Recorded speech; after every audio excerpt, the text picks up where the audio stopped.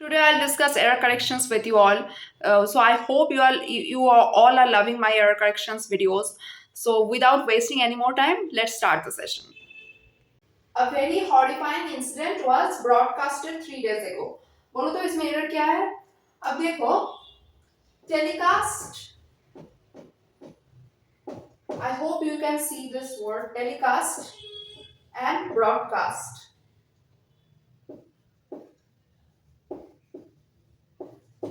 ये दोनों का मतलब सेम ही है ऑलमोस्ट कि कोई भी चीज को टीवी पे दिखाना या फिर कंप्यूटर पे दिखाना, ये दोनों का मतलब ही सेम सेम है। ओके, मतलब कुछ कुछ दिखाना, right.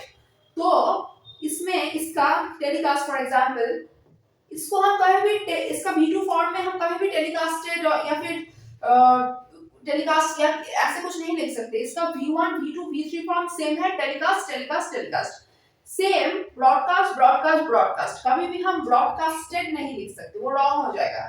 Broadcasted is a wrong word. Okay, तो the right answer would be a very horrifying incident was broadcast 3 days ago। मतलब एक बहुत ही भयानक घटना ब्रॉडकास्ट हुआ है, टीवी पे दिखाया गया है 3 दिन पहले। ओके, 3 दिन पहले एक बहुत ही भयानक घटना को टीवी पे दिखाया गया है। ओके, नेक्स्ट देखो, I would like to avail a 10-day holiday this summer. Okay, इसमें क्या होगा? इसमें मैं पहले बता देती हूँ 10 days, ये लिखने की गलती मत करना, ये नहीं होगा क्योंकि 10-day हॉलीडे एक ही वर्ड है। ओके, वहां भी कुछ नहीं होगा। देखो अब हमेशा याद रखना, अवेल जो वर्ड है ना, अवेल के साथ हमेशा एप्रोप्रिएट प्रीपोजिशन क्या होगा? ऑफ।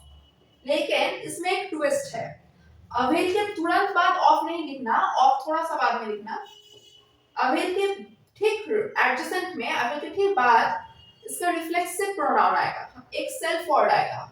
हमेशा ये याद रखो। ओके, एक सेल्फ वर्ड आएगा, जैसे कि यहाँ पे क्या लिखा है, I would like to avail a 10-day holiday this summer. इस गर्मियों की छुट्टी में मैं अपने आप को अवेल कराऊंगा 10 दिन की छुट्टी। ओके, इस गर्मी में मैं 10 दिन की छुट्टी खुद को अवेल कराऊंगा, खुद को। इसके लिए एक सेल्फ वर्ड आएगा, तो यहाँ पे क्या होगा? योरसेल्फ होगा कि माई सेल्फ होगा कि देमसेल्फ होगा? देखो तो, आई खुद के बारे में बोल रहा है इंसान। I would like to avail a 10-day holiday this summer, तो क्या होगा? Of course avail myself. Okay, avail के बाद हमेशा उसका रिफ्लेक्सिव प्रोनाउन आएगा, उसके बाद ऑफ होगा, तो क्या होगा आंसर? यहाँ पे होगा। Okay, I would like to avail myself of, फिर से शुरू होगा, 10-day holiday this summer. I would like to avail myself of a 10-day holiday this summer. Okay, next देखो, my opinion for the film is that it will bag the national award. अब हमेशा याद रखना, मतलब पहले मैं मतलब समझा देती हूँ। मेरा ओपिनियन है, मेरा मानना ये है कि ये जो मूवी है, ये नेशनल, इसको नेशनल अवार्ड मिलेगा। ओके, जातीय पुरस्कार मिलेगा इस फिल्म को। तो हमेशा याद रखना, ओपिनियन जो है ना, ओपिनियन ये वर्ड, इसके बाद इसका एप्रोप्रिएट प्रीपोजिशन हमें कभी भी फॉर नहीं होगा, क्या होगा? अबाउट होगा। ओके, क्या होगा फिर sentence? My opinion about the film is that it will bag the national award. Okay, अब देखो यहाँ पे क्या लिखा है, Shakespeare lived for the reigns of Elizabeth 1 and James 1।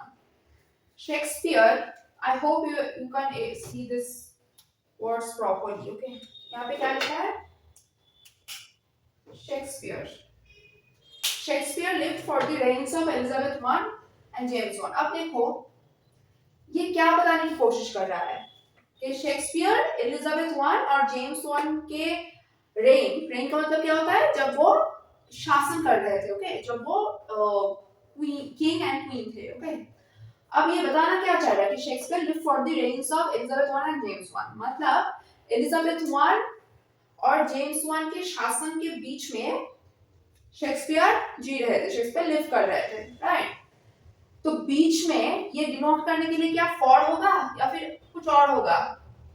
For नहीं होगा। ओके, फॉर श्योर फॉर नहीं होगा, कुछ और होगा। बोलो तो बीच में, अगर मैं बताऊं कि मैं 3 से 4 के बीच में मैं खेलने जाती हूँ, 3 से 4 के बीच में खेलने जाती हूँ, तो क्या होगा? 3 से 4 के बीच में मैं खेलने जाती हूँ, आई प्ले आउटसाइड ड्यूरिंग होगा ना, ड्यूरिंग 3 and 4, राइट। तो क्या होगा यहाँ पे? ड्यूरिंग होगा, ड्यूरिंग होगा। तो क्या हुआ? Shakespeare lived during the reigns of Elizabeth 1 and James 1। Okay, मतलब एलिजाबेथ वन और जेम्स वन के शासनकाल के बीच में शेक्सपियर लिव कर रहे थे। ओके, शेक्सपियर जिंदा थे। अब देखो, when Archana was 17 she sat at the entrance examination। अब देखो sat, यहाँ पे देखो sat, तो sat के साथ कब at होगा और कब for होगा। देखो sat at होता अगर कोई प्लेस को डिनोट करता, sat for होगा अगर कोई एग्जाम को डिनोट कर रहा है। मतलब समझो कि अगर बोलता है when Archana was 17 she sat at the Guwahati railway station suppose, तब एट होगा कि प्लेस है, प्लेस को डिनोट कर रहा है, तब एट होगा। लेकिन अगर कोई एग्जाम के बारे में समझा रहा है तब फॉर होगा कि उसने उस एग्जाम के लिए बैठा। ओके, तो यहाँ पे क्या हुआ, एग्जाम की बात हो रही है। when Archana was 17 she sat at the entrance examination of medical, right? तो यहाँ पे at नहीं होगा, यहाँ पे क्या होगा, for। Okay, when Archana was 17 she sat for the entrance examination of medical। I hope you are able to understand these things। Okay,